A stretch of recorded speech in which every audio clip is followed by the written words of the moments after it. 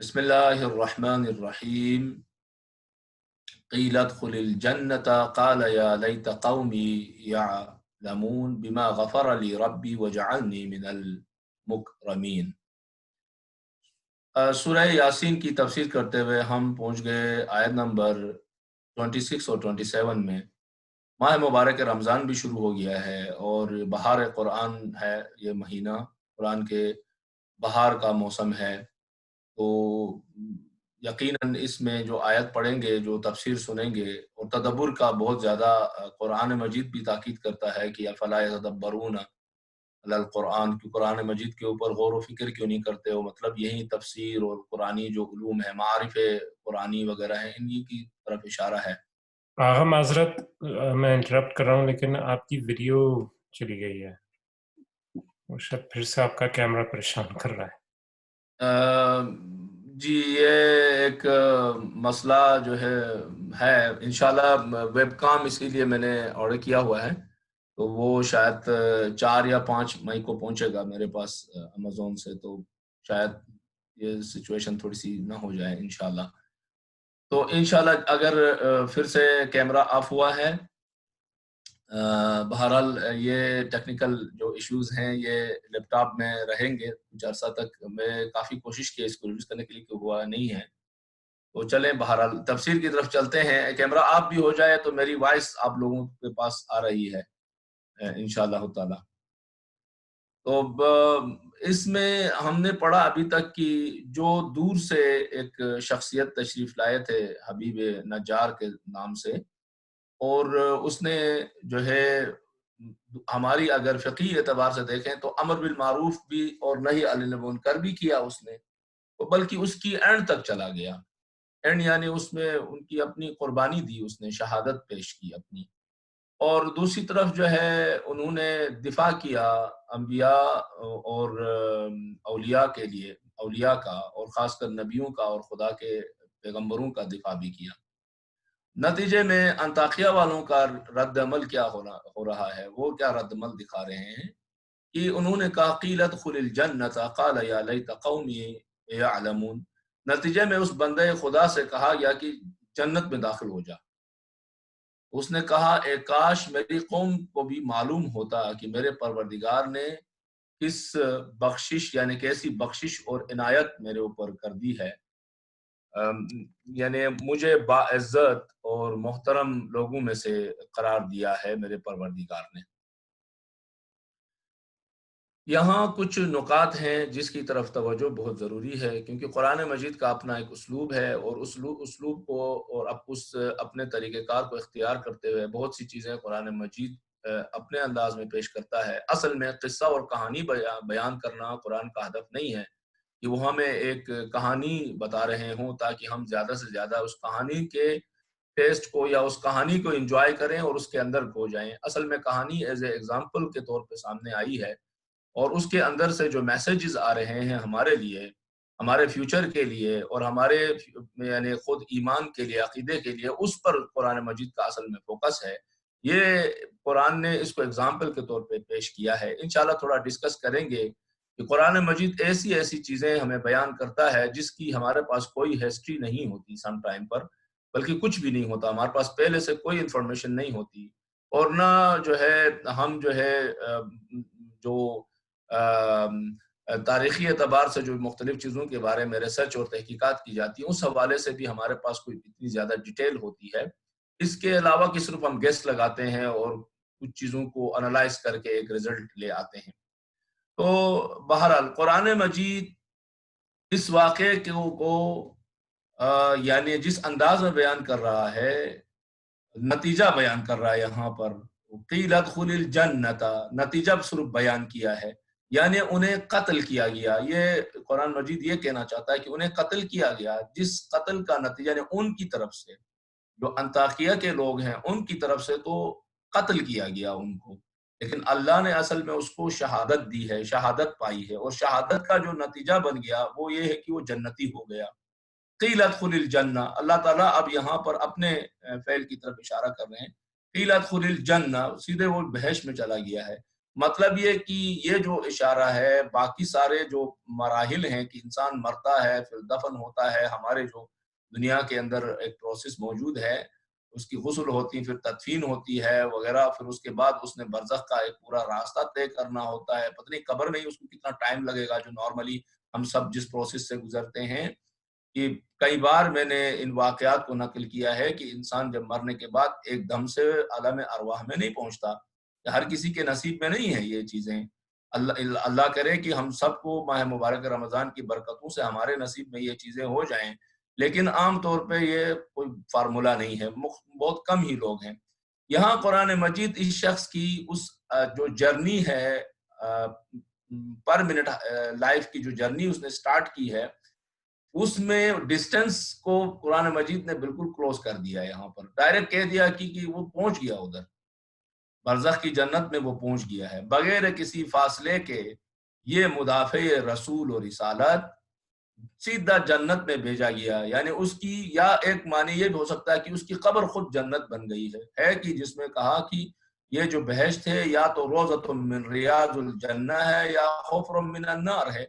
بہشت جو ہے بعض لوگوں کے لیے جنت کا ایک باغ ہے، یا جو ہے بعض کے لیے کیا ہے کہ وہ جہنم کا ایک جو ہے گھڑا ہے. چند پوائنٹس کی طرف جو ہے یہاں اشارہ کرتے ہیں. قیل ادخل الجنہ، یہ نہیں کہا کہ جنت میں داخل ہو جاؤ. یعنی مثلا قلنا ادخلوہ الجنہ، اگر ایسا ہوتا کہ ہم نے کہہ دیا کہ ہاں تم نے مدافع رسالت ہو، تم مدافع رسول ہو، جنت میں داخل ہو جاؤ.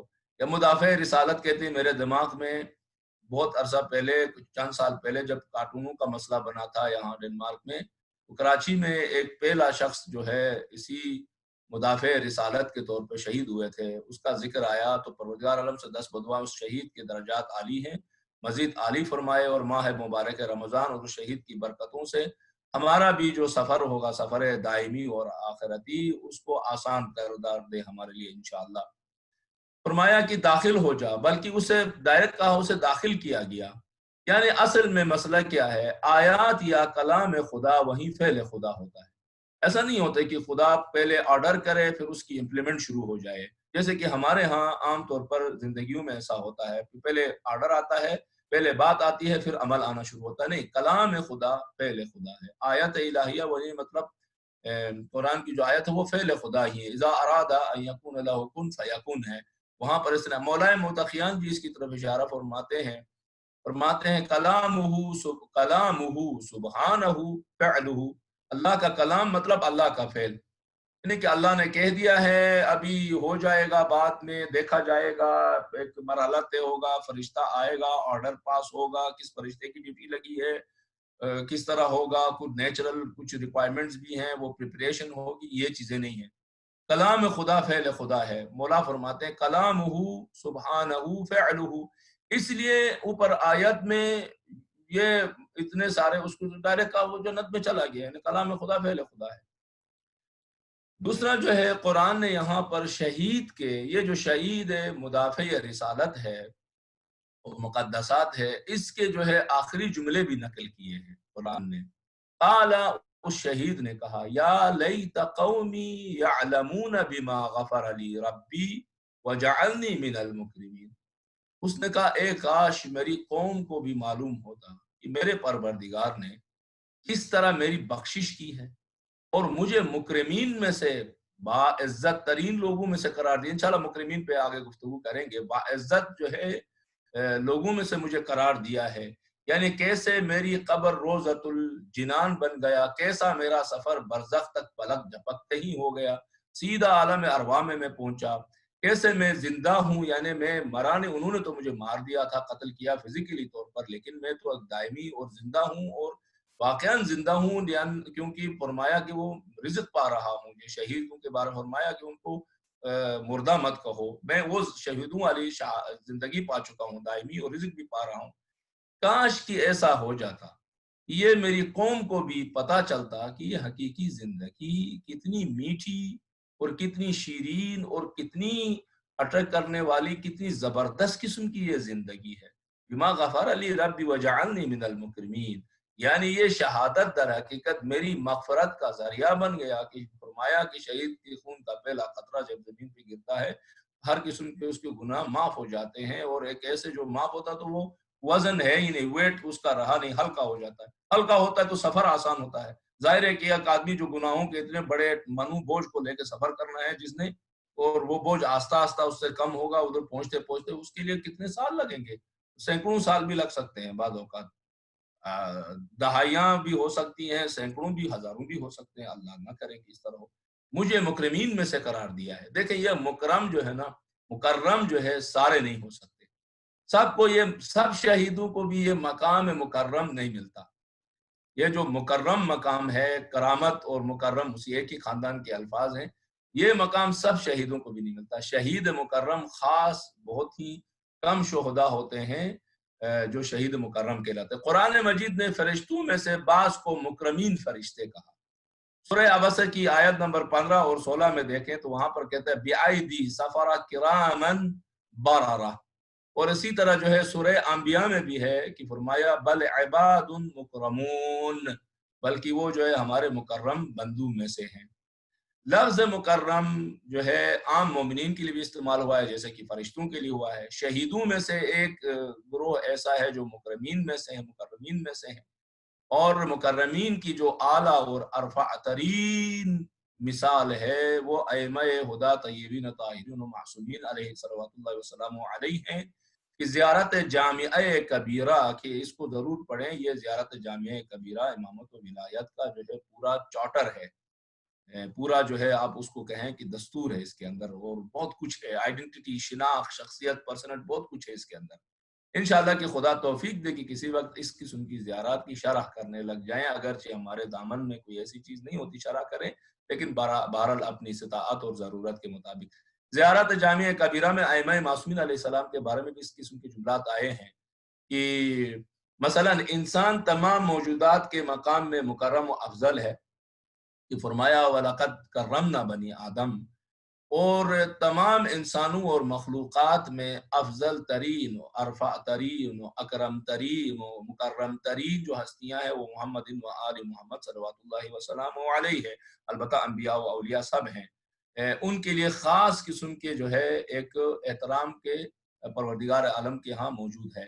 بہرحال اس طرح یہ جو شہید نے کہا یا لیتنی، اے کاش، یہ جو اے کاش اپنی قوم کے بارے میں، کتنا عظیم المرتبہ انسان تھا، جس قوم نے اسے قتل کر دیا، اس کے حق میں کتنی چاہتا ہے کاش کی یہ ہدایت پاتے۔ یہ وہی نہیں ہے جو سید الشہداء علیہ السلام کربلا میں، ائمہ معصومین علیہ السلام کی زندگی میں نظر نہیں آتا یہ طریقہ۔ یہ تمام جو اعلیٰ شہید ہوتے ہیں نا، مکرم شہید ہوتے ہیں، ان کی آرزو یہی ہوتی ہے، وہ اپنے قاتلین کی ہدایت کی آرزو کرتے ہیں۔ اس دن بھی ہم نے گفتگو کی جو خط تھا مولائے کائنات کا شرح نہج البلاغہ میں، کہ دیکھیں کہ حضرت اپنے قاتلین کی بھی ہدایت چاہتے ہیں اور افسوس کرتے ہیں کہ یہ گمراہ کیوں نہیں ہوئے۔ یہاں شہید جو ہے کہہ رہا ہے کاش، ٹھیک ہے انہوں نے مجھے قتل کر دیا میرا حق پر، لیکن کہہ رہا ہے کہ کاش یہ ان کو پتہ چلتا اور یہ بھی سیدھے راستے پر آ جاتے۔ یہ ہماری دینی ثقافت کا ایک آفیشیل سلوگن ہے یا لیتنی۔ اور ہم اور شہیدوں میں جو فرق ہے وہ کچھ یوں ہے کہ جب شہید اللہ سے مخاطب ہوتے ہیں اور عرض کرتے ہیں کہ خدایا یا لیتنی، اے کاش سب کے نصیب میں یہ جام شہادت ہو جائے، جو ہمارے ساتھی تھے، جو منزل شہادت کو نہ پہنچ سکے، راستے میں ہی رہ گئے، ابھی راستے میں آ رہے ہیں، پیچھے رہ گئے ہیں، دیر ہو چکی ہے ان کے لیے۔ وَيَسْتَبْشِرُونَ بِالَّذِينَ لَمْ يَلْحَقُوا، جیسے قرآن کی دیگر آیات میں کہا کہ ابھی وہ یلحقوا بہم ہیں، یعنی ان تک پہنچے نہیں ہیں، ابھی راستے میں جدوجہد جاری رکھے ہوئے ہیں۔ البتہ جو ہے قرآن، یہ جو تعبیر قرآن مجید نے استعمال کیا ہے اس آیت کے اندر، اس میں شہیدوں کے حوالے سے یا لیتنی جو وہ کہہ رہے ہیں اے کاش، اس میں ان لوگوں کے لیے یہ آرزو رکھ رہے ہیں جنہوں نے راستہ بدلا نہیں ہے شہادت کا، پٹری چینج نہیں کی ہے، سچ کے راستے، صراط مستقیم، حق کے راستے کی پٹری نہیں بدلی، اسی ٹریک پہ بیٹھے ہوئے ہیں، اسی راستے میں، منتہا شہادت ان کے نصیب میں نہیں ہوئی ہے، لیکن اسی راستے میں سفر جاری و ساری رکھا ہوا ہے، آرزو بھی وہی ہیں، ان کے جذبے بھی ٹھنڈے نہیں ہو گئے ہیں، بالکل تھکے بھی نہیں ہیں، ہارے بھی نہیں ہیں، پیچھے بھی نہیں ہٹے ہیں، نہ کسی کے مذمتوں سے، نہ جو ہے نقصان اٹھانے سے، نہ کسی کیا کہتے ہیں ظاہری طور پر حتیٰ جو ہے ظاہری پیرامیٹرز میں شکست کے حوالے سے کسی بھی حوالے سے وہ جو ہے خود کو ناکام نہیں سمجھتے، حوصلہ نہیں ہار چکے ہیں، ڈٹے ہوئے ہیں، اپنی منزل میں بیٹھے ہیں، اکیلے ہی کیوں نہ ہوں کسی بھی سچویشن کا سامنا کریں. یہ ان کے لیے کہا ہے بالذین لم یلحقوا بہم، وہ اسی راستے کے سفر راہی ہیں لیکن ابھی پہنچے نہیں ہیں. کیونکہ اگر وہ انہوں نے ارادہ بدلا ہوتا، راستہ بدلا ہوتا، ڈی ٹریک ہو چکے ہوتے، غلط ٹریک میں چلے گئے ہوتے تو لم یلحقوا بہم کا لفظ نہیں آنا چاہیے تھا، بلکہ ہونا چاہیے تھا یلحقوا، یعنی وہ رک گئے، پیچھے ہٹ گئے، انہوں نے پیچھا ہٹنا شروع کر دیا، راستہ ہی بدل دیا، مشکلات دے کر شہادت کے راستے کے بجائے آسان راستہ چن لیا، کمپرومائز شروع کر دیا باطل کے ساتھ وغیرہ وغیرہ. لہٰذا ایک تیسرا جو یا لیتنی ہے وہ شہداء کے وارثین کے بارے میں بھی آیا ہے کہ شہیدوں کے جو وارث ہیں وہ بھی افسوس کرتے ہیں. یعنی وہ یوں کہتے ہیں کہ کاش جو ہمارا جو عزیز تھا جو شہید ہوا ہے، کاش کہ ہم بھی نارمل موت اور بستر بیماری میں اور وینٹیلیٹر میں مرنے کے بجائے شہادت کی موت ہمیں ملتی. اگر بستر بیماری میں بھی ہوتے تو کوئی اس طرح مر جاتے کہ وہ بامقصد موت ہوتی. صرف موت کیونکہ آنا ہی ہے موت نے، اس کے بجائے کوئی مقصد اور منزل، کوئی بامقصد اور الہی راستے کے اندر ہم مرتے، چاہے بستر بیماری پہ مرتے یا کسی میدان میں جا کر مرتے. لہٰذا جو ہے ان کے بارے میں کہا کہ شہداء کے جو بامعرفت وارثین ہوتے ہیں وہ بعض اوقات ایسے مناظر ہوتے ہیں، میں معذرت تھوڑی سی تفسیری اس سے تھوڑا سا باہر جاؤں گا، کہ بعض اوقات ہم اپنی سوسائٹی میں ایسی سچویشن دیکھتے ہیں کہ کوئی شخص جب شہید ہوتا تھا، خاص کر جب پاکستان میں دہشت گردی کا معاملہ عروج پر تھا، تو ہم نے بعض لوگوں کو کہ بعض شہیدوں کے وارثین کو نعوذ باللہ یہ کہتے سنا ہے کہ کہہ رہے ہیں کہ ٹھیک ہوا اس کے ساتھ اور اس کی فیملی کے ساتھ، یہ بڑا جو ہے نا عزادار بنتا تھا یا بڑا جو ہے دیندار بنتا تھا، بڑا جو ہے آگے نکلتا تھا، خود کو فرنٹ لائن پہ ڈالتا تھا، مشکلات میں جاتا. ہم نے کہا تھا احتیاط برتو، آگے جانے کی ضرورت نہیں ہے، تم نے ٹھیکہ لیا ہے وغیرہ وغیرہ. اس طرح کی باتیں سننی پڑتی تھیں. ظاہر ہے کہ یہ جو وارثین شہداء ہیں یہ یقیناً یا لیتا کے دائرے میں نہیں ہیں. یہ شہداء عام مومنین کی بھی آرزو یہ بیان ہوئی ہے کہ عام مومنین بھی کہتے ہیں یا لیتنی کنت معکم فافوز فوزا عظیما، ایک کاش ہم بھی ہوتے تو یہ درجہ ہمیں بھی ملتا، یعنی کربلا والوں کے ساتھ اگر ایک کاش ہوتے. امام رضا علیہ السلام کی حدیث ہے کہ آپ کے جو ہے انتہائی مقرب صحابیوں میں سے ایک ابن شبیب ماہ رمضان میں امام کے حضور جب آتے ہیں تو اس وقت جو ہے امام کو غمگین دیکھتے ہیں اور پوچھتے ہیں فرزند رسول کیوں آپ غمگین ہیں؟ امام بیان کرتے ہیں ابن شبیب میں پتا ہے کہ یہ ماہ مبارک رمضان ہے. بہرحال کچھ گفتگو کے بعد امام ابن شبیب سے کہتے ہیں ابن شبیب جب تمہیں کربلا والوں کی یاد آ جائے، امام حسین سید الشہداء علیہ السلام اور ان کے انصار کی یاد آ جائے تو یہ جملہ کہو یا لیتنی کنت معہم فافوز فوزا عظیما. حتیٰ یعنی یہ متداول ہے، یہ ایک رواج کے طور پر موجود ہے. مجالس کے بعد جو ہے جب زیارت پڑھتے ہیں تو اس جملے کو دہراتے ہیں. بچپن سے ہمارے علاقے میں تو میں دیکھتا تھا ہمارے بزرگ ہوتے تھے کہ جو ہے اکثر یہ جملہ ہم بچپن سے سنتے آئے ہیں. بہرحال یہ جو ایک سلوگن ہے ہمارا آفیشیل سلوگن میں سے ایک سلوگن ہے جو ہے شہید نے بھی وہاں پر قرآن مجید نے بتایا کہ شہید نے بھی یہی آرزو کی جو کہ ہم سب کی آرزو ہے. یہ آرزو ایکسپائری ڈیٹ نہیں رکھتی ہیں، یہ ایسے سلوگن نہیں ہیں کہ جو ایکسپائری ڈیٹ رکھیں. آپ دیکھیں حضرت عیسیٰ کے بعد جو ہے یہ واقعہ انجام ہوا ہے، تب سے لے کر ابھی تک کئی سال گزرے ہیں، 1000 سال گزرے ہیں، اس کے باوجود جو ہے یہ سلوگن پرانا نہیں ہوا. آج بھی کربلا کے واقعے کو 1000 کچھ سال ہو گئے، اس کے باوجود یہ سلوگن موجود ہے، ہم سب کی آرزو موجود ہے کیونکہ فطرت کے تقاضوں کے مطابق ہے. بہرحال اب یہ واقعہ بیان ہو گیا. اس واقعے کو بیان کرنے کا ہدف کیا تھا؟ ایک کہانی تو نہیں بتانی تھی کہ پہلے ایک ایسا ہو گیا تھا. ایک بات تو قطعی طور پر قرآن مجید کا یہ طریقہ کار نہیں ہے. اصل میں اہل مکہ ایک اور آنے والی تمام عالم انسانیت کو اور ان نسلوں کو، جنریشنز کو تعلیم دینا مقصود تھا. لہٰذا جو ہے اس کے اندر سے پیغامات ہمیں مل رہے ہیں. اگلی آیات نمبر 21، 28 اور 29 کے اندر آیا وَأَنزَلَ عَلَىٰ قَوْمِهِ مِن بَعْدِهِ مِن جُنْدٍ مِّنَ السَّمَاءِ. وما كنا منزلين إن كانت إلا صيحة واحدة فإذا هم خامدون. ترجمہ کچھ یوں ہے کہ ہم نے اس کی قوم پر اس کے بعد نہ آسمان سے کوئی لشکر بھیجا ہے اور نہ ہم لشکر بھیجنے والے تھے. وہ تو صرف ایک آواز تھی، ایک چنگھاڑ تھی، جس کے بعد سب جو ہے شعلہ حیات، یعنی سب کا شعلہ حیات سرد پڑ گیا، ٹھنڈا ہو گیا، یعنی ختم ہو گئے. وہ کیا جو ہے یہ جو تعبیر ہے قرآن مجید کی، اس کے اندر کیا بیان کرنا چاہتے؟ ایک طرف ان کے انجام کو بیان کر رہے ہیں، لیکن انجام کے جو وسائل اور ٹولز ہیں، طریقہ کار ہیں، پہلے اس کی آسمان سے نہ آنے کی نفی کی، اور اس کے بعد کہا لیکن وہ مر بھی گئے. ایک سیاح، ایک آواز ایسی آئی، ایک چنگاڑ، ایک اونچی آواز تھی، جس کے نتیجے میں وہ سارے کے سارے مر گئے. قرآن مجید اس تعبیر اور اس انداز سے کیا چیز بیان کرنا چاہ رہا ہے؟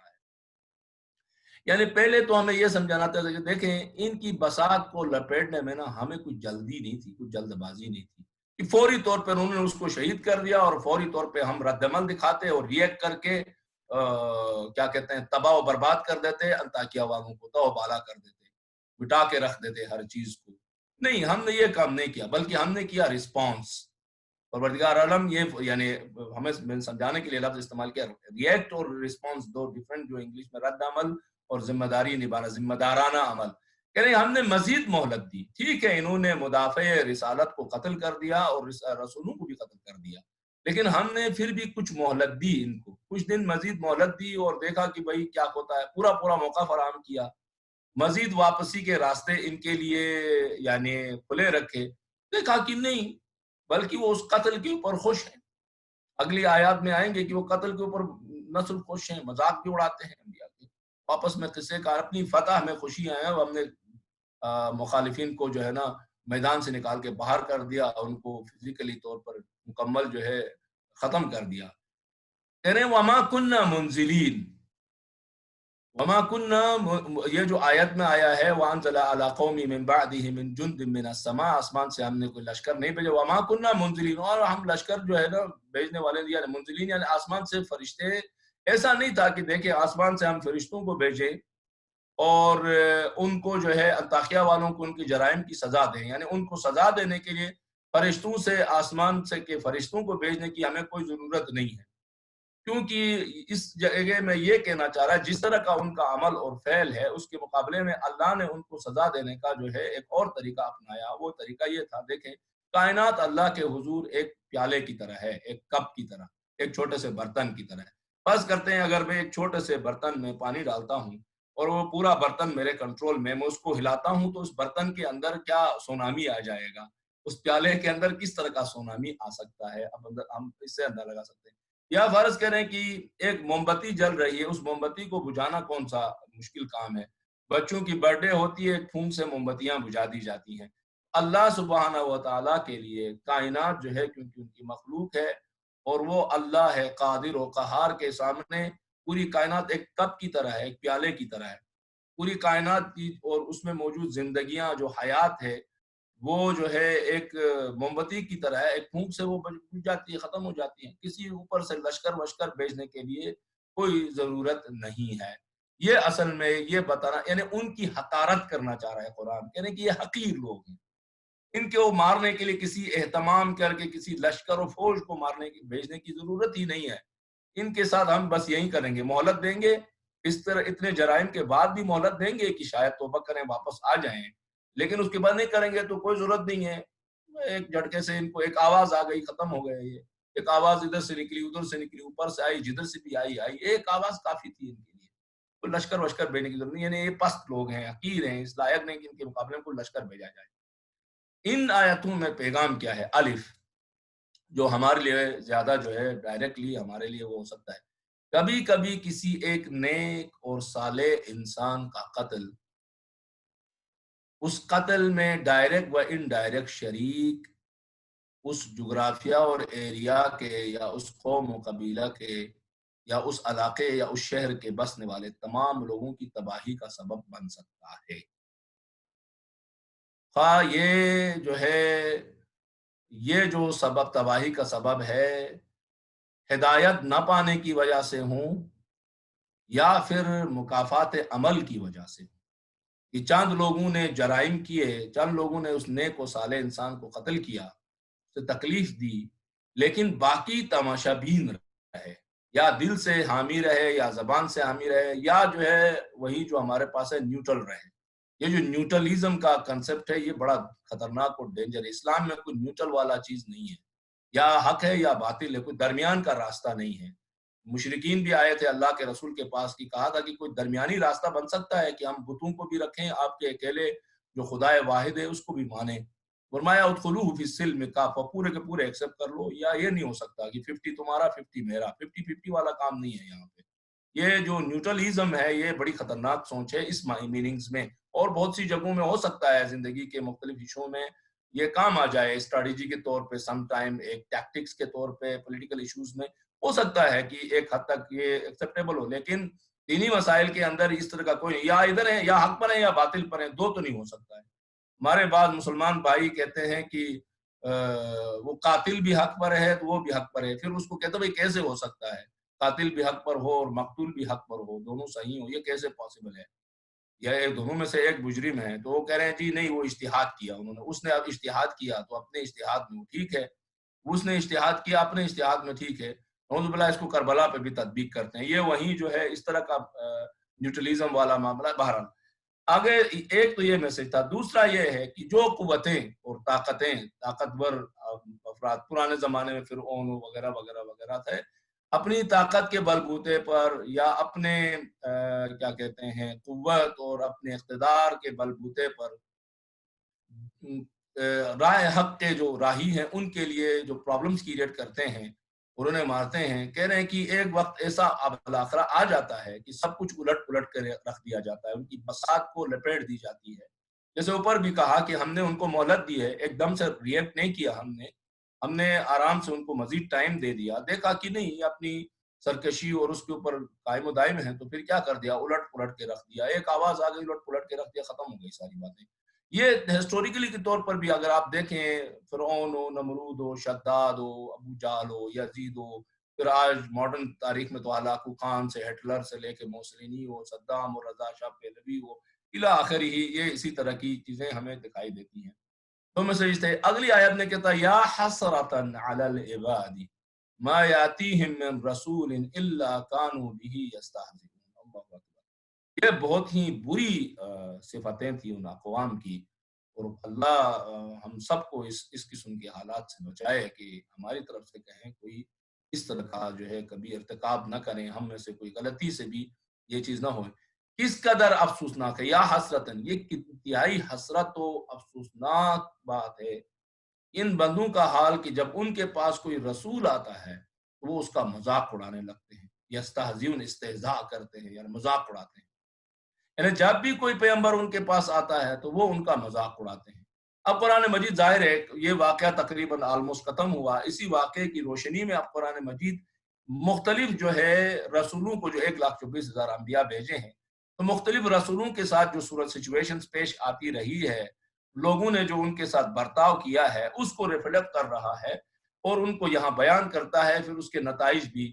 تو اہل مکہ کو اور پوری قیامت تک کے انسانوں کو اس کے ذریعے سے میسج دینا چاہتا ہے کہ دیکھیں ماضی میں اس طرح ہوتا رہا ہے، 1,24,000 ہم نے انبیاء بھیجے تھے، ان کے ساتھ یہ کام کیا، ان کا انجام یہ ہوا ہے، اور ابھی تو یہ دنیا کا انجام تھا، آگے جو انجام ابدی ہے وہ تو خالدین فیہا ابدا ہے جہنم کے اندر۔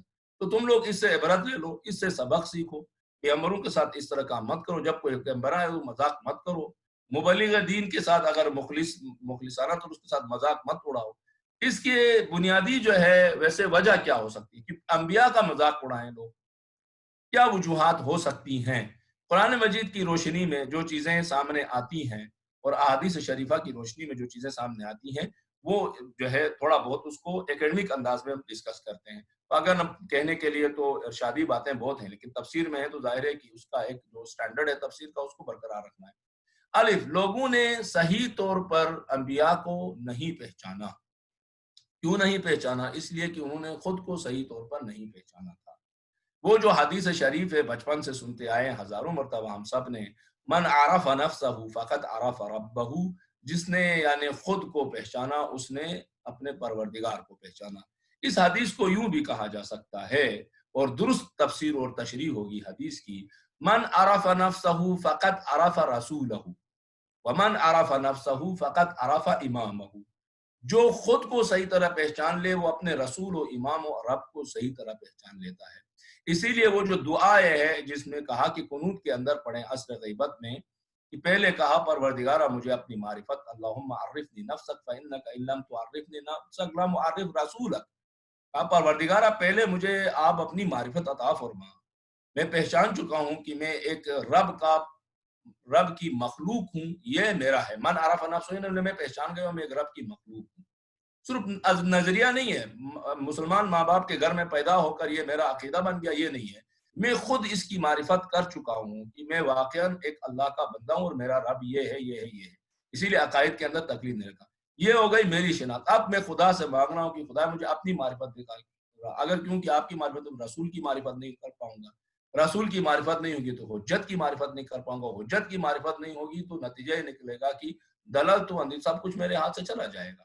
لہٰذا ایک جو سب سے بڑا مسئلہ ہے وہ یہ ہے کہ آدمی جہاں خود کو نہیں پہچانتا ہے، آج بھی دیکھیں جو معرفت کے جو مکاتب ہیں، شناخت کے جو مکاتب ہیں، ایپسٹمالوجی میرے خیال میں انگلش میں ٹرمینالوجی استعمال ہوتی ہے، آپ دیکھیں کہ اس کے اندر انسان کی ڈیفینیشن کس طرح کی جاتی ہے۔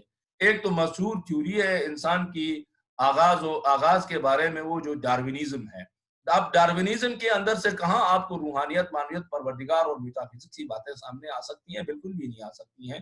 جب میں نے کہا میرے جو ہے شجرہ نسب جا کے جو ہے بندر سے یا جو ہے اس کی ارتقاء سے ملتا ہے، تو پھر بات ہی ختم ہو گئی۔ یہاں پر کہاں حضرت آدم کا قصہ آئے گا تو کہاں یہ ساری چیزیں ہوں گی۔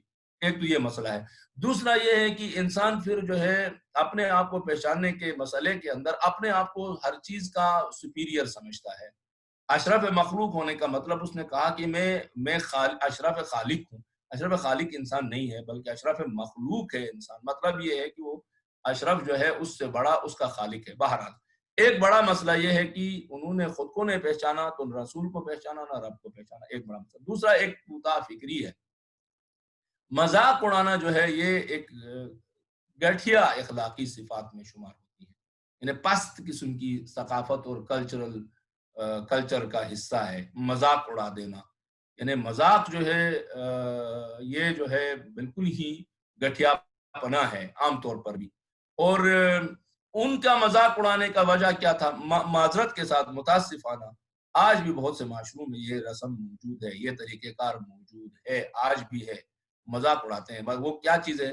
وہ مذاق اڑا کر سمجھتے تھے کہ ہم رسولوں کی شان میں کمی کر رہے ہیں، یعنی ان کی عزت کو ہم اچھالیں گے، بے عزت کریں گے۔ یعنی انہوں نے ان کے پاس اپنی عزت و بے عزت کے کچھ معیارات تھے، استہزاء کرتے تھے یعنی بے عزتی کرتے تھے، اور وہ سمجھتے تھے کہ اب یہ جو بے عزتی ہم نے کی ان رسولوں کی تو ان کی منزلت اور قدر و فضیلت گھٹ گئی ہے، کم ہو گئی ہے۔ آج بھی یہ مسئلہ ہے۔ بعض اوقات ایسے چیزیں کانوں میں آتے ہیں کہ لوگ کہتے ہیں میں نے بڑا ذلیل کیا اس کو، اور فخر کرتا ہے میں نے اس کا مذاق اڑایا، اس کی عزت اچھالی وغیرہ وغیرہ۔ بہرحال اس سے سمجھا جا سکتا ہے کہ انبیاء کے سامنے جو لوگ آتے تھے اور مذاق اڑا کے سمجھتے تھے کہ ہم نے ان کی شان کم کر دی ہے، وہ کس طرح کی مینٹالٹی کے لوگ تھے، کوتاہ فکری تھے۔ اس سے زیادہ جو ہے گٹھیا لفظ استعمال ہو سکتا ہے لیکن جو ہے مناسب نہیں ہے۔ تیسرا جو مسئلہ ہے وہ یہ ہے کہ عقل کی جگہ میں وہم و خیال اور گمان کو اختیار کرنا۔ یہ ایک تھوڑا سا ڈیپ علمی گفتگو ہے، میں نہیں زیادہ ڈیپ میں جانا چاہوں گا، آپ لوگ خود ماشاءاللہ صاحبان دانش اور فہم و فراست ہیں، بہتر طریقے سے سمجھیں گے، اشارہ کافی ہے۔ بعض اوقات انسان کیا ہوتا ہے اپنے خیالات اور وہم و گمان کو عقلی اور لوجیکل ایک دلیل سمجھتا ہے، یہ بڑا مسئلہ ہے۔ حتیٰ کہ بعض اوقات سچویشن اتنی آ جاتی ہے کہ منطق اور عقلی دلیل اور اس کی اپنی خواہش کے درمیان ڈیفرنس کرنا مشکل ہو جاتا ہے اس کے لیے۔ ہم پڑھتے ہیں جب علم اخلاق میں، اور اسی طرح لوجک جو ارسطاٹس کی ہے اس کو پڑھتے ہیں تو اس کے اندر یہ بڑی اس کے اوپر ڈیبیٹ آتا ہے۔ وہم و خیال اور عقل بڑا اہم ہے۔ پختہ مضبوط دلائل کی جگہ پر، کیونکہ وہ پختہ اور مضبوط دلائل، غور کیجئے گا، اور وہ لوجک کیونکہ اس کی اپنی مرضی کے خلاف ہوتے ہیں، تو اس کے مقابلے میں جو اس کی مرضی ہوتی ہے، جو خواہش ہوتی ہے، وہ اسے دلیل سمجھتا ہے، ایک لوجک سمجھتا ہے، یا عقلی جو ایک مضبوط عقلی دلیل مضبوطی ہوتی ہے، وہ بلڈنگ گرائی نہیں جا سکتی ہے، تو وہ بنا دیتا ہے۔ یہ ایک بڑا مسئلہ رہا ہے اور آج بھی یہ مسئلہ ہم انسانوں کے درمیان موجود ہے، اور پروردگار عالم سے دست بدعا کرتے ہیں کہ پروردگارہ ہمیں ہمیشہ اپنی زندگی میں اور خاص کر دینی معاملات میں ہمیں عقل نبی باطن کی رہنمائی اختیار کرنے کی توفیق عطا فرما۔ آپ جانتے ہیں کہ میں ریپیٹ کر کے آپ کا وقت ضائع نہ کروں کہ عقل جو ہے حجتوں میں سے ایک حجت ہے۔ 4 حجتیں یا 4 ریسورسز ہیں، ماسٹر ریسورسز جس سے ہم دین لیتے ہیں، ان میں سے ایک عقل ہے۔ عقل کو نبی باطن بھی کہا گیا ہے، اور عقل کو کہا ما عبید بہ الرحمن وقت سے بہت زیادہ اہم مسائل ہیں۔ انسان اور حیوان میں فرق کے درمیان بھی جو آتا ہے ارسطاطس کی منطق کے اوپر، تو جو عام تعریف ہیں اس میں یہی کہتے ہیں کہ انسان جو ہے صاحب عقل ہے، صاحب فہم و فراست ہے، اس لیے اس عقل سے وہ کریٹیویٹی ان میں ہے وغیرہ وغیرہ وغیرہ چیزیں، اچھے برے کی چھانٹی کرتا ہے، پہچان کرتا ہے۔ لیکن یہ عقل خواہشات کی تابع ہو جائے، خیال اور وہم و گمان کو وہ اور خواہش کو عقل کی جگہ پر بٹھا دے، تو ظاہر ہے کہ پھر ایسی چیز سے تو کوئی چیز سامنے نہیں آئے گی۔ ان لوگوں کا مسئلہ یہ تھا کہ نبی انبیاء آتے تھے، عقلی دلائل بھی پیش کرتے تھے، لوجیکل بھی پیش کرتے تھے، حتیٰ جو ہے ایسی جو ایکسپریمنٹس جس کو آپ کہیں، یعنی یا جو تجرباتی علوم ہیں، وہ اپنی کائنات کی سے مثالیں دے کے، جیسے اوپر ہم نے دیکھا بھی کہ اس طرح حبیب نجار نے مثالیں دے دی، میٹا فزکس سے بھی دیا، فزکس سے بھی مثالیں دے دی، اس نے لوجیکلی بھی مسئلے کو پروف کیا۔ یعنی یہ سب کچھ انبیاء کرتے تھے، لیکن کیونکہ خواہشات اور وہم و خیال کو وہ عقل کی جگہ پر ڈالتے تھے، تو ان کے لیے ایکسیپٹ کرنا بڑا مشکل ہو جاتا تھا، کیونکہ جو سامنے جو میسج ہے وہ اس کی مرضی اور خواہش اور اس کی چاہت، اور اس نے جو خواب دیکھے ہیں، جو اپنے لیے ایک ڈریم بنایا ہے، ایک ڈریم لائف ایک اسکیچ پہ ڈرا کیا ہے، اس کے اگینسٹ ہے وہ چیز، تو ظاہر مشکل ہوتا ہے۔ اچھا، اس کے اندر سے پیغام کیا ملتا ہے؟ پیغام یہ ملتا ہے، سب سے پہلے یہ جو پیغام ملتا ہے وہ مبلغین دین کے لیے ہے، دوسرے نمبر پہ تمام دینداروں کے لیے ہے، تمام امت کے لیے۔ وہ پیغام کیا ہے؟ دیکھیں، جب اللہ کے انبیاء اور اولیاء کے ساتھ تاریخ میں مختلف سوسائٹیز میں اس طرح کا بیہیویئر رہا ہے، تو ہر صدی میں آنے والے مبلغین کرام، علماء کرام اور دیندار لوگوں جو دین کا درد رکھتے ہو، حوصلہ رکھو اور اپنا کام جاری رکھو۔ انبیاء قتل ہو چکے ہیں، ان کے ڈیفینڈرز اور ان کو حمایت کا پروٹیکٹ کرنے والے یا ڈیفنس کے لیے کھڑے ہونے والے، ان کو بھی قتل کیا گیا ہے اور مذاق تک اڑایا گیا ہے، ان کے ساتھ پتہ نہیں کیا کیا ہوا۔ لہٰذا حوصلہ مت ہارنا، اگر اس طرح کے کار تبلیغ دینی میں کوئی ایسا آپ کو بیہیویئر کا سامنا کرنا پڑتا ہے سوسائٹی کے کچھ لوگوں کی طرف سے، تو یہ ایک میسج بھی یہاں آتا ہے۔ آیت نمبر 31 اور 32 میں ہے، جس نے فرمایا الم یروا کم اہلکنا قبلہم من القرون انہم الیہم لا یرجعون کل لما جمیع لدینا محضرون۔ کیا ان لوگوں نے نہیں دیکھا بھائی؟ الم یروا، نہیں دیکھا؟ ان لوگوں کو نظر نہیں آ رہا ہے؟ دیکھا نہیں کہ ہم نے ان سے پہلے کم اہلکنا قبلہم، ان سے پہلے کتنی قوموں کو ہم نے ہلاک کر دیا ہے، جو اب ان کی طرف پلٹ کر آنے والی نہیں ہے، یعنی واپس ان اپنے اس کی طرف تو جا نہیں سکتی، اور پھر سب کو ایک دن اکٹھا کر کے ہمارے پاس حاضر کیے جائیں گے۔ انہم الیہم لا یرجعون، وہ لوٹ کے واپس ان کی طرف تو نہیں جا سکتے ہیں، پھر کہاں جائیں گے؟ کل لما جمیع لدینا محضرون، یہ سب ہمارے پاس حاضر کیے جائیں گے۔ یعنی قرآن مجید کہہ رہا ہے دیکھو، یہ تو ہم نے انطاکیہ کا ایک مسئلہ بیان کیا ہے، اور بھی ہیں قومیں، ان قوموں سے کو بھی غور کرو، ان کے اوپر بھی کہ جو ہے یعنی کس طرح ان کی جو ہے جرنی رہی ہے پوری زندگی کی، ہمیں دعوت دے رہا ہے کہ ہم غور و فکر کریں۔ مثلا جو ہم یہ دریافت کرتے ہیں آثار مصر میں جا کر یا کسی اور جگہ پر جا کے، ہم پرانی جو ہے کوئی کھنڈرات سے ہمیں چیزیں ملتی ہیں ہسٹوریکلی، جو خاص کر ڈائناسورس وغیرہ وغیرہ۔ اب ایک دفعہ ایک سائنٹسٹ کرتا ہے، اس کو زیادہ سے زیادہ یہ ہے کہ اس نے اس میں آرکیٹیکٹ دیکھنا ہے، اسٹرکچر دیکھنا ہے، کس طرح جو ہے کھا رہے تھے، پی رہے تھے، کیسے برتن بنے تھے، کیا تھا، یہ چیزیں دیکھ رہا ہوتا ہے۔ ایک اور انسان ایٹ دا سیم ٹائم صاحب ایمان ان کو بھی دیکھتا ہے علمی اعتبار سے، دوسری طرف جو ہے وہ اس کا ایمان بھی مضبوط ہونے لگ جاتا ہے، وہاں سے کئی میسیجز بھی اٹھا لیتا ہے۔ بہرحال اس کے اندر دیکھیں ایک اور میسیج یہ بھی آتا ہے کہ میں نے شروع میں بھی کہا تھا کہ بہت سی چیزوں کی ہسٹری ہمارے پاس ہے ہی نہیں، بہت آثار قدیمہ کے ذریعے سے کچھ چیزوں کا ہمیں پتہ چل رہا ہے، بہت سی چیزوں کا، لیکن بہت سی چیزیں ایسی ہیں جس کے بارے میں ہمیں بھی پتہ نہیں. مثلا اصحاب کہف کے بارے میں سوائے اس غار کے اور کوئی ایویڈنس ہے کسی کے پاس؟ نہیں ہے. یہ جو ہے اصحاب کہف کی سٹوری اگر قرآن مجید ہمیں بیان نہیں کرتا یا وحی کے ذریعے سے ہم تک یہ میسج نہ آتا تو پھر کیسے ہمیں پتہ چلتا ہے اتنی ڈیٹیل اور تفصیلات کے ساتھ، حتیٰ ان کے ناموں کا بھی کہاں سے پتہ چلتا؟ یہی قرآن کا ایک معجزہ بھی ہے. ایسی چیزوں کے بارے میں قرآن مجید نے خبر دیا، اطلاع دے دی، انفارمیشن دے دی، اور معصومین نے بھی اسی طرح جو ہے انبیاء نے بھی، جس کی کوئی تاریخ انسان نے لکھی نہیں ہے، کوئی اس کی کوئی چیز ہمارے پاس ہے نہیں کہ کوئی تصویر ہو، کوئی پکچر بنی ہو، کوئی ایسی چیز موجود ہی نہیں ہے ہمارے پاس کہ جس کی ڈیٹیل ہم معلوم کر. زیادہ سے زیادہ ممکن ہے کہ کوئی ایک چیز کا پتہ ہو، تو اتنی ڈیٹیل جو ہے صرف قرآن مجید ہی بیان جو ہے کر سکتا ہے، اور آسمانی کتابوں اور وحی کے ذریعے سے ہی یہ چیزیں سامنے آ سکتی ہیں. اس آیت میں قرآن مجید نے تھوڑی سی جو ہے یہاں پر قیامت کی بھی منظر کشی کی ہے. انہم الیہم لا یرجعون، یعنی یہ ان کی جانب واپس لوٹنے والے نہیں ہیں، یعنی واپس لوٹ کے اس دنیا میں آنے والے نہیں ہیں.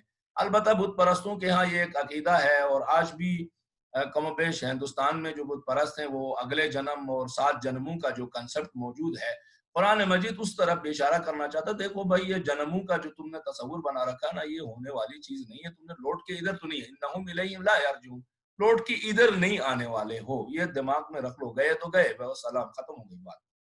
لیکن ہاں ایک اور طرف لوٹ کے جانے والے ہو، یعنی واپس اپنی زندگی کی طرف لوٹ کے نہیں آؤ گے کسی اور جنم کی شکل میں، بلکہ اللہ کی طرف لوٹ کر تم لوگوں نے جانا ہے.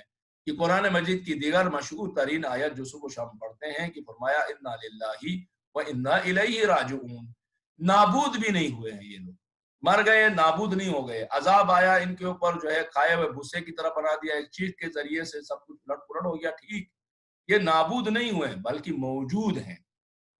کیا فرمایا؟ ان کل لما جمیع لدینا محضرون، پھر سب کو ایک دن اکٹھا ہمارے پاس حاضر کیے جائیں گے، یہ سب اکٹھے ہو کر ہمارے پاس حاضر ہو جائیں گے.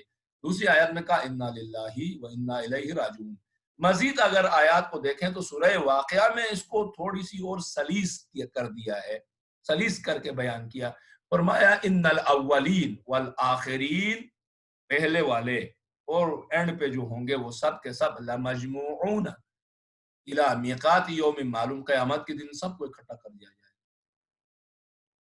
تو لہٰذا قرآن مجید نے یہاں پر جو ہے یہ سمجھا دیا، ان کے عقیدے کی نفی کر دی، کہا کہ کوئی جنم ونم کا کنسپٹ نہیں ہوگا، واپس اس دنیا میں نہیں ہوگے، بلکہ جب لوٹو گے تو اللہ کی طرف لوٹو گے. اگلی آیات کے اندر فرمایا وآیۃ لہم الارض المیتۃ، اور اس کی اللہ کی جو نشانیوں میں سے ایک نشانی یہ ہے، یہ جو مردہ زمین ہے، ڈیڈ ارتھ ہے، یہ مردہ زمین، اس کو طرف دیکھتے کیوں نہیں ہو؟ اخرجنا منها حبا فمنہ یاکلون، اس سے ہم نے کیا کہتے ہیں، کیا کر دیا، اس زمین کے اندر سے ہم نے دانے نکالے ہیں، اس مردہ زمین کے اندر سے ہم دانے نکالتے ہیں، اسی دانوں میں سے تو یہ لوگ کھا رہے ہیں، ان کی روزی روٹی اسی مردہ زمین کے اندر سے نکل آتی ہے. وَجَعَلْنَا فِيهَا جَنَّاتٍ مِّنَ النَّخِيلِ وَأَعْنَابٍ وَفَجَّرْنَا فِيهَا مِنَ الْعُيُونِ لِيَأْكُلُوا مِن ثَمَرِهِ وَمَا عَمِلَتْهُ أَيْدِيهِمْ أَفَلَا يَشْكُرُونَ سُبْحَانَ الَّذِي خَلَقَ الْأَزْوَاجَ كُلَّهَا مِمَّا تُنبِتُ الْأَرْضُ وَمِنْ أَنفُسِهِمْ وَمِمَّا لَا يَعْلَمُونَ. یہ جو آیات ہیں اس کے اندر یہ فرمان کرنا چاہ رہے ہیں کہ اور اسی زمین میں سے ہم خرمے اور انگور، ان دو پھلوں کا ذکر قرآن میں زیادہ تر آیا ہے. اور ان دو پھلوں کی جو خاصیتیں ہیں، انگور اور باغ، اول تو انگور اور خرموں کے اپنی بہت ساری قسمیں موجود ہیں، آپ لوگ جانتے ہیں. بہرحال اس کے اندر جو انسان کے لیے فائدہ مند چیزیں ہیں اس سے کم و بیش آپ سب بہت بہتر اچھی طرح سے جانتے ہیں. یعنی خرمے اور انگور کے باغات پیدا کیے، چشمے جاری کیے.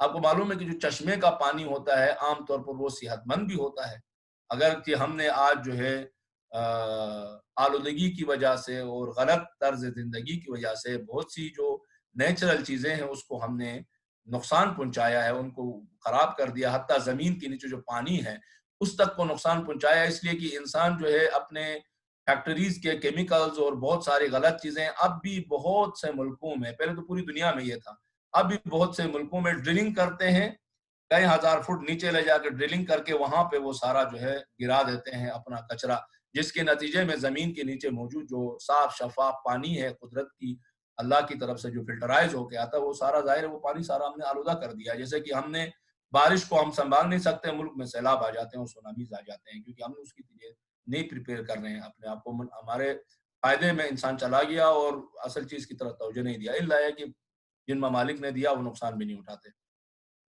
تاکہ یہ اس کے پھل کھائیں، حالانکہ یہ سب ان کے ہاتھوں کا عمل نہیں ہے. یعنی ایسا نہیں ہے کہ اب یہ جو انگور ہے، یہ جو کھجور ہے، یہ جو چشمے انہوں نے بنایا ہو، نہیں، انہوں نے نہیں بنایا. یہ ہم نے خلق کیا. ہاں، یہ کاشتکاری کرتے ہیں، اس کو آبیاری کرتے ہیں، اس کی پرورش کرتے ہیں، پھل کھاتے ہیں، وہ ٹھیک ہے، لیکن اس کی جو بیسک جو میٹیریل ہے وہ ہماری طرف سے ہے، ہم نے دیا ہے ان کو. بیسک جو را مٹیریل ہے وہ ہم نے پرووائڈ کر دیا، بلکہ را نہیں بلکہ یہاں پر تو پورا بنا کے دے دیا ہے. اب اس کی پرورش کرنا، پانی نہیں دے کے سکھا دیتے ہیں، وہ تو الگ مسئلہ ہے. پھر فرماتے ہیں پھر آخر یہ ہمارے شکریہ ادا کیوں نہیں کرتے بھائی؟ کیوں جو ہے ہمارا شکریہ کیوں نہیں ادا کرتے؟ پاک ہے سبحان الذی، پاک اور بے نیاز وہ خدا جس نے تمام جوڑوں کو پیدا کیا ہے، ان چیزوں میں سے جنہیں زمین اگاتی ہے، اور ان کے نفوس میں سے یعنی ان کی اپنی جان میں سے بھی یہ جوڑے ہیں وہاں پر بھی، اور ان چیزوں میں سے بھی یعنی ان چیزوں میں بھی یہ جوڑے ہیں جن کا ابھی انہیں علم ہی نہیں ہے. جی، یہ ایک سائنسی معاملہ بھی یہاں پر آ جاتا ہے. اور جو ہے کیا کہتے ہیں، ایک سائنسی پہلو بیان کیا کہ دیکھیں جوڑے انسانوں کے جوڑے ہیں، یہ تو پتہ چل گیا میل فیمیلز کا ہے. زمین میں جو گھاس پھوس ہے پرانے زمانے میں پتہ نہیں تھا، آج پتہ چل گیا کہ بھئی اس کے اندر بھی جو ہے جوڑے موجود ہیں. اب اور بھی بہت سی چیزیں ہیں جس میں جوڑے ہیں جن کا ابھی علم نہیں ہے. انشاءاللہ کہ ہم آہستہ آہستہ دریافت کرتے جائیں گے. تھوڑا سا ڈسکس کرتے ہیں اور آپ کی ضمانتیں تمام کر دیتا ہوں. گزشتہ آیات میں ہوا یہ کہ رسولوں کی شرک اور بت پرستی کے خلاف جدوجہد کے بارے میں گفتگو تھی. پھر معاد کی طرف اشارہ کیا. اب جو زیر بحث چیزیں آ رہی ہیں وہ توحید ہیں اور معاد یعنی قیامت کی نشانیوں کو بیان کر رہا ہے پروردگار عالم. اور یہ کہہ رہا ہے کہ یہ جو نشانیاں، یہ جو اگزامپل ہم تمہیں انگور کے باغات کے جوڑوں کے یہ سب دے رہے ہیں نا، یہ اس لیے دے رہے ہیں کہ جو منکرین وحدانیت ہیں، منکرین قیامت ہیں، منکرین لائف آفٹر ڈیتھ ہیں، ان کے لیے جو ہے ایک ایویڈنس کے طور پہ، پروف کے طور پہ ہم لا رہے ہیں تاکہ وہ اس کو دیکھیں، تھوڑی سی عقلانیت ان میں آ جائے اور ایمان لے کے آ جائیں. ہدف یہ ہے اصل میں، اور بیسک جو قرآنی ہدف ہے وہ ہمارا یہ ہے. ہاں، اس کے اندر اور بہت سی چیزیں آپ لوگوں کو اس کے اندر سے ملیں گے. یہ اس میں مثلا کوئی وہ نہیں ہے کہ کیا کہتے ہیں اور علوم اس کے اندر موجود نہیں ہے یا اور جو ہے پیغامات اس کے اندر کیا کہتے ہیں نہیں مل سکتے ہیں. اچھا، یہ جو بحث ہے کہ زندگی کا آغاز کہاں سے ہوا اور کیسے ہوا، ہم نے پہلے بھی گفتگو کیا وہ انسان کے بارے میں جو ڈارونزم کا کانسیپٹ کے اوپر بات کی، اور بھی بہت سارے جو چیزیں ہیں. یہ جو زندہ سیلز ہیں یہ کہاں سے وجود میں آئے، اور پھر یہ موسم بہار میں نباتات کیسے پھر سے جو ہے مردہ زمین سے سر اٹھاتے ہیں. یہ ابھی کوئی 100% کمپلیٹ بحثیں نہیں ہیں. یہ ایسا چیپٹر نہیں ہے جو جس کے اوپر سائنس کہے کہ کمپلیٹ ہو چکا ہے اور فنش دی اینڈ، اس میں اب کوئی ایسی چیز باقی نہیں رہی جس کے اوپر ریسرچ ابھی کی ابھی ہے، ابھی ریسرچ جاری ہے اور ابھی کے ابھی ہے. ریسرچ کے ذریعے سے چیزیں باہر آتی جا رہی ہیں. سائنس اپنے پیرامیٹرز کے حساب سے ابھی تک زندگی کے آغاز کے بارے میں مختلف تھیوریز رکھتا ہے، اور اسی طرح زمین کے اندر جو خاصیتیں اور صلاحیتیں موجود ہیں کہ کیسے جو ہے اس کے اندر ایک مردہ بیج کے اندر سے واپس چیزیں لوٹ کے باہر آ جاتی ہے، اور پھر کیسے جو ہے وہ ایک تناور درخت کا شکل اختیار کرتے. اسٹل اس کے اندر جو ہے ریسرچ موجود ہے، اور آپ لوگ اس کے مسئلے میں مجھ سے زیادہ بہتر سائنسی پہلو کو بہتر سمجھتے ہیں. سبحان الذی خلق الازواج کلھا مما تنبت الارض ومن انفسهم مما لا يعلمون. وہ خدا جس نے تمام جوڑوں کو پیدا کیا ہے ان چیزوں میں سے جنہیں زمین اگاتی ہے، اور ان کے نفسوں میں سے نے خود ان کی جانوں میں سے، اور ان چیزوں میں سے جن کا انہیں ابھی علم نہیں ہے. پرانے زمانے میں انسان اور حیوان کے جوڑوں کا علم تھا. میں تھوڑی سی آپ کو بیک گراؤنڈ دینا چاہوں گا، خاص کر ہمارے سنت بھائیوں کی جو تفاسیر ہیں، پرانی تفاسیر ہیں. اس وقت ان جوڑوں کی تفسیر وہ کیسے کیا کرتے تھے، کیونکہ التشی کے پاس تو ائمہ معصومین علیہ السلام کی تعلیمات تھیں، تو اتنے زیادہ وہ جو ہے دور نہیں جاتے تھے، دور کی کوڑیاں نہیں لاتے تھے۔ مثلا ایک وقت میں کہا جی کہ انسان کا تو چلو معلوم ہے، جانوروں کا بھی معلوم ہے، لیکن درختوں میں میل فیمیل کا کنسپٹ کہاں سے آئے گا، جوڑوں والا کنسپٹ کہاں سے آئے گا؟ جوڑا درخت کے اندر بھی جوڑا ہے، یہ جو بوٹے گھاس وغیرہ پھول وغیرہ سب کے اندر جوڑے ہیں، یہ تصور کہاں سے، کس طرح اس مسئلے کو حل کیا جائے؟ اس وقت ظاہر ہے کہ سائنسی چیزیں اتنی زیادہ سامنے نہیں آئی تھیں، تو مختلف تفسیر کرتے تھے۔ کبھی ذائقوں کو جوڑوں میں ڈالتے تھے، مثلا کہ ٹیسٹ جو ہے، کہتے ہیں دیکھو جو پھلوں کے اندر سٹارٹنگ میں یہ کھٹاہٹ ہوتی ہے اور بعد میں جا کے مٹھاس اس میں آ جاتی ہے زیادہ تر پھلوں میں، تو یہ کھٹاہٹ اور جو میٹھاس ہے یہ جوڑے ہیں۔ میں آپ کو بتا رہا ہوں ذرا تفسیر کے جو ارتقائی چیزیں ہیں، تو اس طرح جو ہے اس وقت تفسیر کیا کرتے تھے، جو کہ درست نہیں تھی یہ تفسیر، اور زیادہ تر جو ہے میں نے عرض کیا کہ مکتب اہل بیت میں یہ چیزیں اتنا زیادہ نہیں تھا۔ سورہ زاریات میں ہے کہ وَمِن كُلِّ شَيْءٍ خَلَقْنَا زَوْجَيْنِ لَعَلَّكُمْ تَذَكَّرُونَ۔ اب یہ جو آیت ہے یہ اور ہمارے مسائل کو پیچیدہ بناتی ہے اور سائنسدانوں کو دعوت دیتی ہے۔ وَمِن كُلِّ شَيْءٍ، دیکھیں ابھی تک تو ہم نے نباتات کے بارے میں بات کی تھی، انسانوں کی بات کی تھی، جانوروں کی بات، اب جو ہے نا قرآن کہہ رہا ہے وَمِن كُلِّ شَيْءٍ خَلَقْنَا زَوْجَيْنِ، یہ جوڑے ہر چیز میں ہیں۔ اب ہر چیز میں جوڑے ہیں کیسے ہو سکتا ہے؟ کچھ ایگزامپلز دیے ہیں، مثلا میں نہیں چاہ رہا ہم اس طرف آ جائیں کیونکہ ایک الگ موضوع ہے، اس کے لیے کچھ بیس بنا کے پھر انٹر ہونا چاہیے، کہ جس وقت ہمارے پاس وہ بیس نہیں ہے تو انٹر نہیں ہونا چاہتا زیادہ، لیکن ایک دو مثالیں دیتا ہوں۔ بطور مثال ہم دیکھتے ہیں ایٹم کو، ایٹم کے اندر بھی دو چیزیں جو ابھی تک میری معلومات ہے، الیکٹران اور پروٹون کا جو ہے موجود ہے۔ حتی الیکٹریسٹی میں دیکھتے ہیں پلس مائنس الیکٹریسٹی کے اندر بھی موجود ہے۔ بہرحال اس سے سمجھا جا سکتا ہے سبحان الذی، یعنی پاک ہے وہ ذات کی جوڑوں یا زوجیت کا قانون اس نے جو ہے اندر بنایا ہے، اور اللہ یہ نسبت دے رہا ہے اپنی طرف سے، اور پھر فرماتا ہے ایک بات اور ذہن میں رکھو، یہ جو قانون زوجیت ہے، یہ جو جوڑوں والا قانون ہے، یہ مخلوقات کے اندر ہے، خبردار اس قانون کو لے کے اپنے خالق کے اوپر اپلائی کرنے کی اس فارمولے کو کوشش مت کرنا۔ وَمِن كُلِّ شَيْءٍ خَلَقْنَا زَوْجَيْنِ ہے، وہ جو ہر مخلوق ہے اس کے اندر جوڑے ہیں، نہ کہ خالق مخلوقات میں جوڑے ہیں۔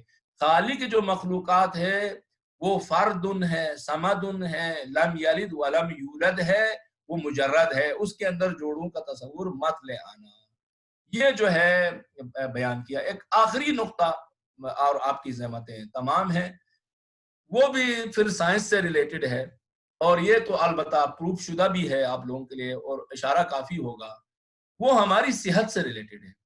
اندازہ لگا لیجئے انگور اور کھجور یا خرمے کا ذکر قرآن میں کیونکہ زیادہ ہے، اور یہ دونوں ایسے فروٹ ہیں کہ جو بڑے فائدے رکھتے ہیں صحت کے اعتبار سے۔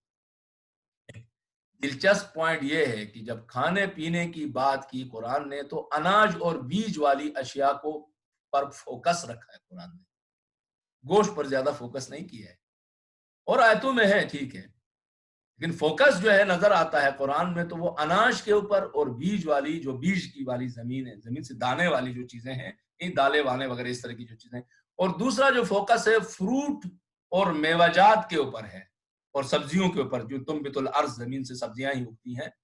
تو قرآن مجید کھانے پینے کے لیے، انسانی صحت کے لیے شاید یہ زیادہ بہتر سمجھتا ہے، اس لیے زیادہ ان کو فوکس کر کے بیان کرتا ہے، اور پھر کہتا بھی ہے کہ اب انسان جو ہے اس کو اپنے استعمال میں لائے، اور اس کے ساتھ ساتھ صرف استعمال میں لائے نہیں بلکہ خدا کا شکر بھی بجا لائے، اور خدا کا شکر بجا لانا رچ کلچرل اور میچورٹی کی علامت ہونا ہے۔ قرآن مجید نے یہ تعبیر ہے کہ انشاءاللہ ڈسکس کریں گے آئندہ، کہتا ہے کہ قرآن کی نگاہ میں تہذیب یافتہ انسان وہ ہے جو سب سے زیادہ خدا کا شکر گزار ہے۔ میچور انسان وہ ہے، اس کی علامت اور آئیڈینٹی یہ ہے کہ وہ خدا کا سب سے زیادہ شاکر ہے۔ بس ہم کہہ سکتے ہیں جو کلچرل ہیں، جو تہذیب یافتہ ہیں، جو میچور اور انٹلیکچوئلز ہیں، وہ خدا کے سب سے زیادہ شکر گزار ہیں۔ انشاءاللہ تعالیٰ کی یہ سلسلہ جاری رہے گا۔ آپ کا کافی وقت لیا، پروردگار عالم سے دست دعا ہے ماہ مبارک رمضان میں، پروردگارہ تجھے اس قرآن صامت کا واسطہ، اسی طرح قرآن ناطق کا واسطہ، ہماری اس قلیل سی اور انتہائی جو ہے تھکتے ہوئے بادل ناخواستہ انجام دینے والی عبادات کو، تلاوتوں کو، اس دروس اور فہم و فراست کو پروردگارہ اپنی درگاہ میں قبول و مقبول فرما، اس کے بدلے میں دنیا و آخرت میں اجر عظیم سے ہمیں عطا فرما۔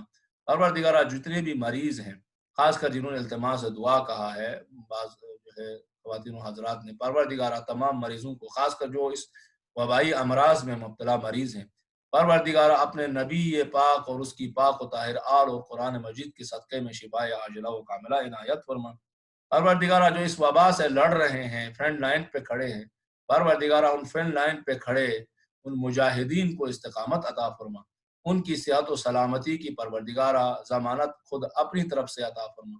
پروردگارہ جو اس بیماری کو مکمل خاتمے کے لیے ریسرچ کر رہے ہیں، تحقیقات کر رہے ہیں، تیرے بندے انسان ہیں جو تمام انسانیت کی فلاح کے لیے کام کر رہے ہیں مخلصانہ طور پر، پروردگارہ ان کی سعی و تلاش کو نتیجہ خیز منزل تک پہنچانے میں مدد فرما۔ بالنبی و آلہ صلی اللہ علیہ سیدنا محمد خاتم النبیین و سید المرسلین وعلی اطرتہ الطیبین الطاہرین، صلوات بر محمد و آل محمد۔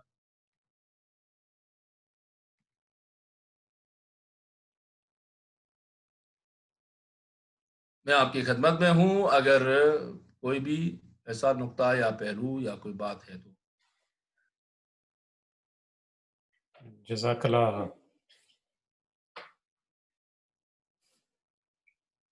اگر اور کسی کو سوال نہیں ہو تو میرا ایک سوال تھا، یہ جو آپ نے بات کی تھی حق اور باطل کہ وہ درمیان کی وہ گنجائش نہیں ہے اسلام میں، تو اس کا کیا ہے؟ یہ مطلب ہوا کہ جو لوگ مثلاً ایتھیسٹ ہیں وہ ایک اسلامک سوسائٹی میں ان کے لیے جگہ نہیں ہے، کیونکہ یہ اکثر ہمارے خلاف اعتراض کیا جاتا ہے کہ اسلام جو ہے وہ اور سوچ اور آئیڈیالوجیز کو ڈسٹروائے کرنا چاہتا ہے۔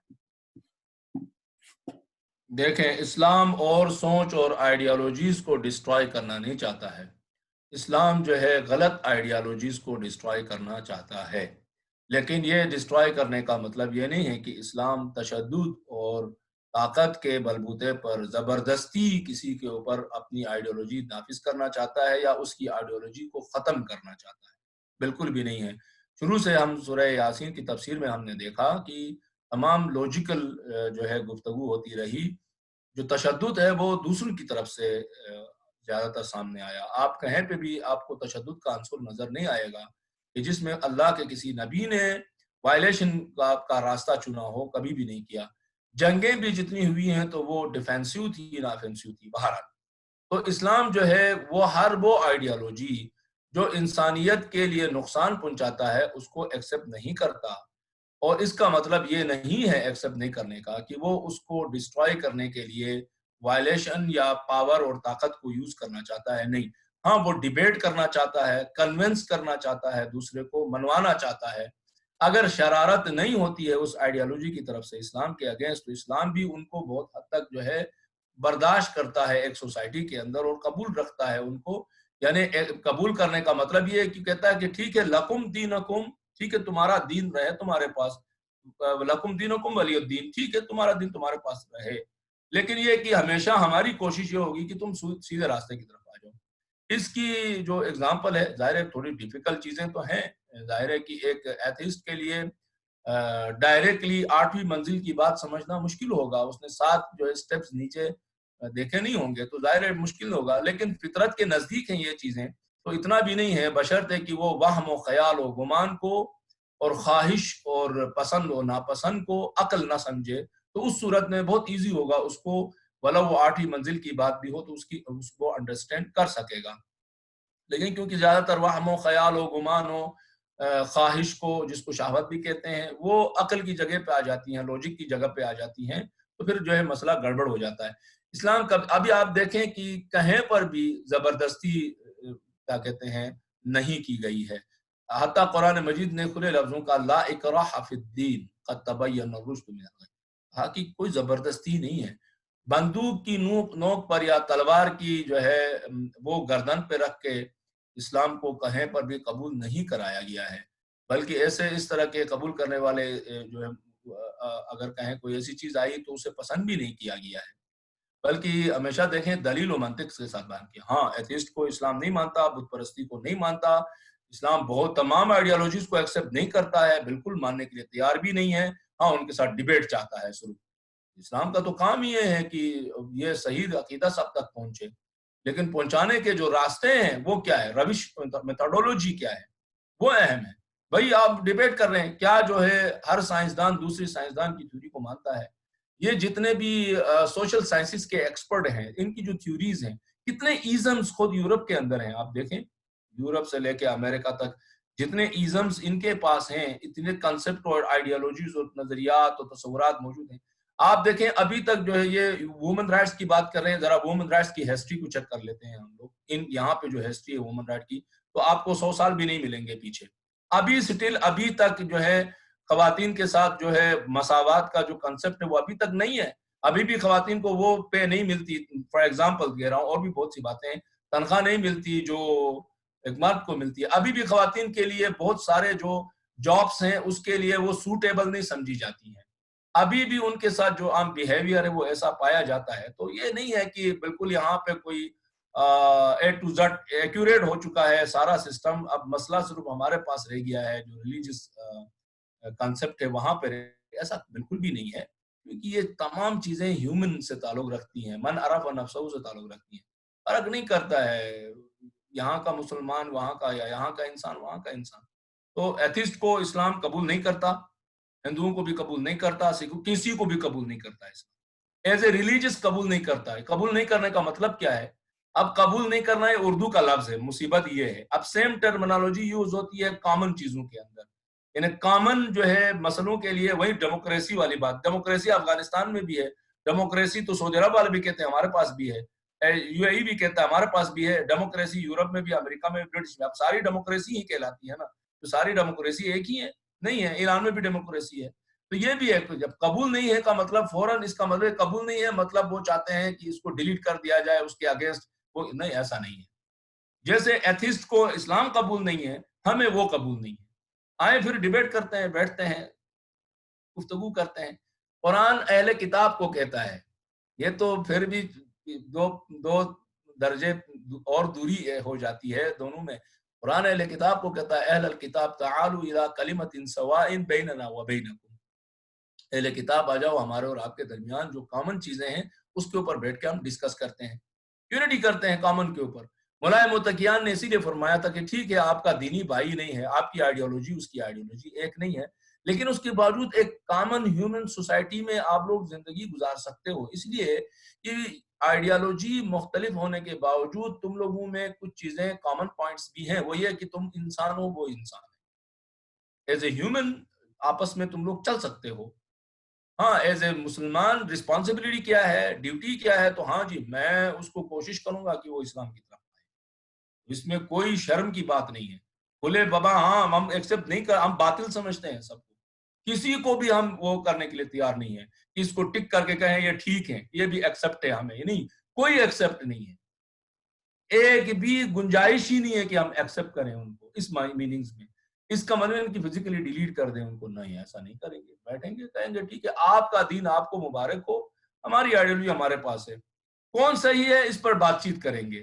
ہاں آپ سوسائٹی میں رہ رہے، آپ ایکسپٹ ہیں ہمیں، آپ کی آئیڈیالوجی ہمیں ایکسپٹ نہیں ہے، مطلب یہ کہ قبول کر کے ہم آپ کے امپلیمنٹ کریں اس کو، یعنی یہ امپوز کریں ہاں جی یہ ٹھیک ہے یہ ٹھیک ہے، یہ نہیں ہو سکتا، یعنی ایتھسٹ ایز اے باطل نظریہ ہمیں قبول نہیں ہے، ایتھسٹ وہ جو بندہ ہے وہ ہمیں قبول ہے سوسائٹی میں ایز اے ہیومن کے طور پر، ایکسپٹ ہے، کوئی مسئلہ نہیں۔ جزاک اللہ۔ یہاں جنیوا میں تو نماز کا ٹائم ہو گیا ہے، اور شاید ہمارے پاس بھی آلموسٹ ہو گیا ہے، لیکن گنجائش ہے اگر کسی کے پاس کوئی سوال ہو، نہیں ہو تو پھر آپ سب کو اللہ کے حوالے کرتے ہیں، اور اس دعا کے ساتھ ہی پروردگار عالم ہم سب کو اس وبائی امراض میں اپنے حفظ و امان میں رکھے، اور کائنات میں جو تھوڑی بہت پازیٹیو تبدیلیاں بھی آ رہی ہیں اس وبا کے ذریعے سے، کہ اللہ کرے کہ یہ پازیٹیو تبدیلیاں ایسا ہو کہ پوری دنیا اپنے خالق کی طرف رجوع کرنے لگ جائے، اپنے خالق کو پہچان لیں اور اپنے خالق کی طرف رخ کریں انشاءاللہ تعالی. انشاءاللہ. صلوات بر محمد و آل محمد. اللہم صلی علی محمد و آل محمد. بہت شکریہ. خدا بہت حافظ. شکریہ. سلامکم اللہ. نماز کا ٹائم ہو